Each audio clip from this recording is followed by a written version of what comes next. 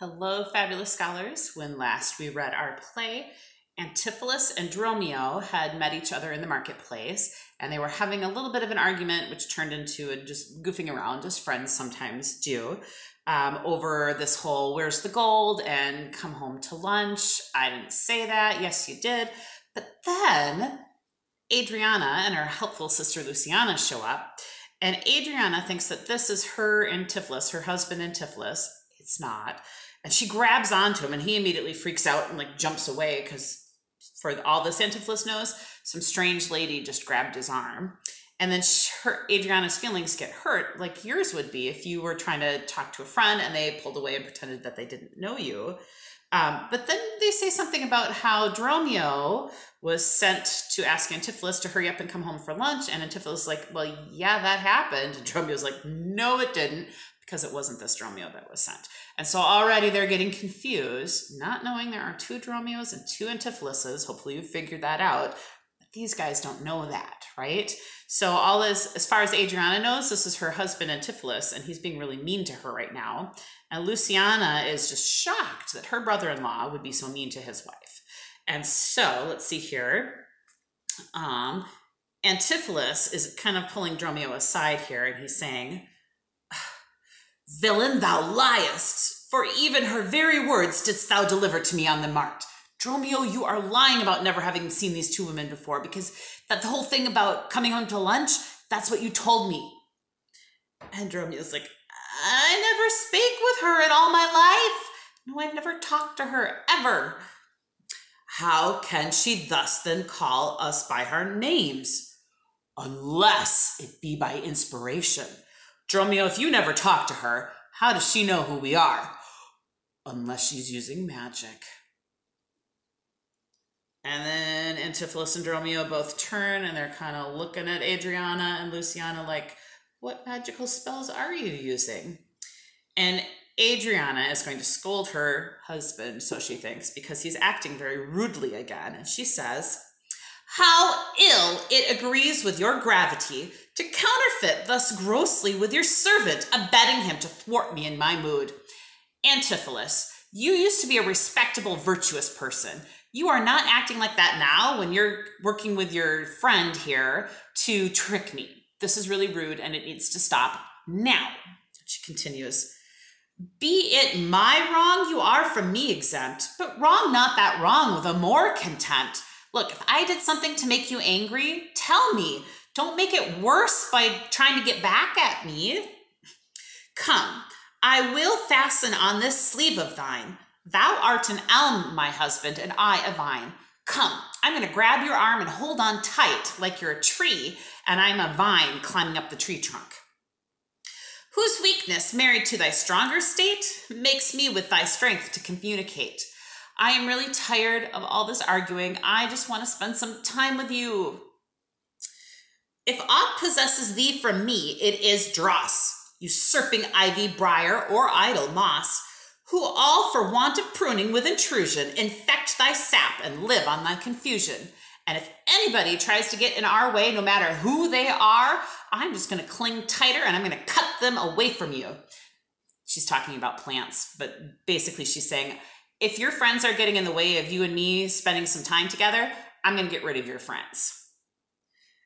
And Antipholus is trying to pull away from her, but she's got his arm, and so he's kind of turning to Dromio, but again, Luciana's not letting go of him now that she's finally got her husband. And he says, to me she speaks. She moves me for her theme. Is she really talking to me? She really seems like she's talking to me.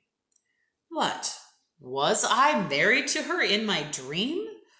Or asleep I now and think I hear all this? What error drives our eyes and ears amiss? Was I married to her in a dream? Maybe I'm dreaming now? What is going on here? Until I know this sure uncertainty, I'll entertain the offered fallacy. Until I know whether I'm sleeping or awake or what's going on here, I'm just going to go along with what she says. I don't think she's right, but I don't know anymore. And so he's basically saying, I'm going to pretend to be her husband until I figure out what's happening.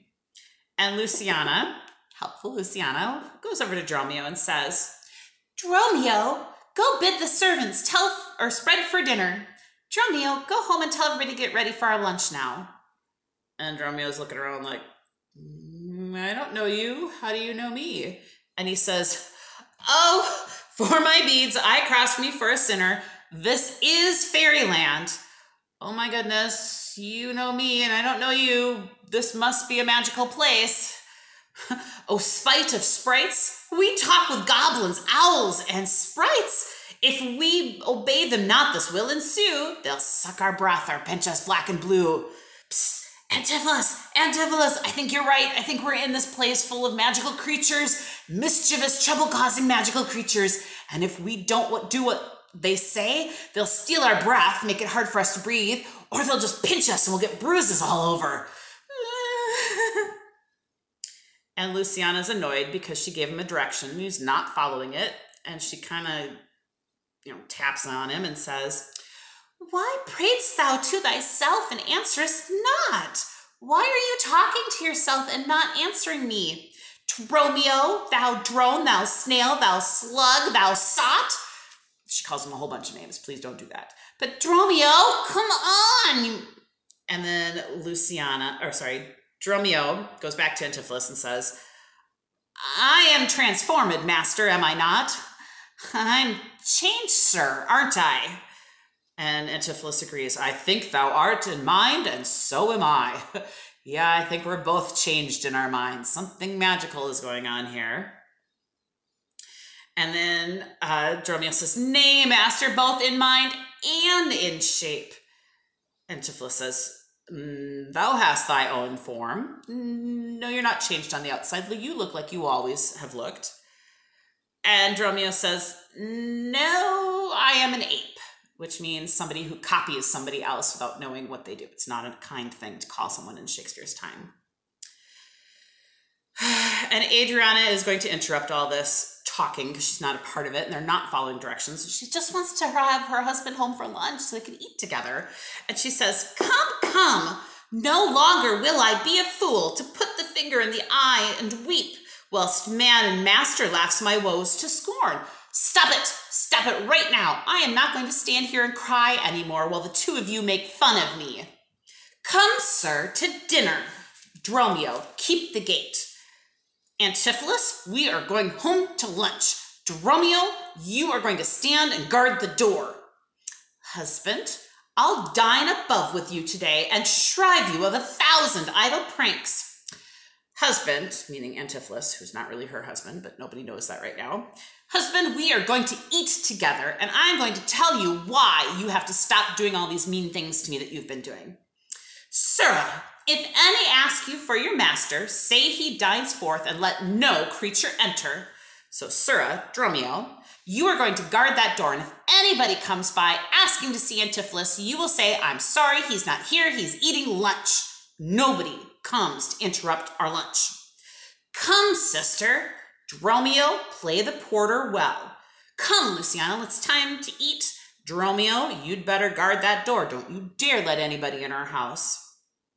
And she's trying to pull Antipholus away, and he says, am I in earth, in heaven, or in hell, sleeping or waking, mad or well advised? Where am I? What's going on here? Oh my goodness, I don't understand anything. Known unto these and to myself disguised? These people seem to know me better than I know myself. They recognize me, they know my name, but they're describing me. I don't know the person they're describing. I'll say as they say and persevere so, and in this mist at all adventures go. I'm just going to go along with what they say and use my fortitude, and even though I don't understand a thing, I'll just give it a shot. And so Adriana starts to pull Antipholus away, and Dromio says, Master, shall I be porter at the gate? Sir, do you really want me to guard the door and let no one into the house? Adriana answers and says, Aye, and let none enter, lest I break your pate. Yes, no one gets in the house, otherwise I'm going to hit you in the head. And Luciana grabs Antipholus' arm now, and says, come, Antipholus, we dined too late. Come on, Antipholus, I'm tired of waiting. And so the two women drag Antipholus off the stage. She's not unwilling to go, but he's still a little kind of looking around like, what's going on? And then Dromio exits after them. And so in the next scene, we finally meet the Antipholus that actually lives in Ephesus. And he goes home for lunch. We'll see what happens next time. Bye, scholars.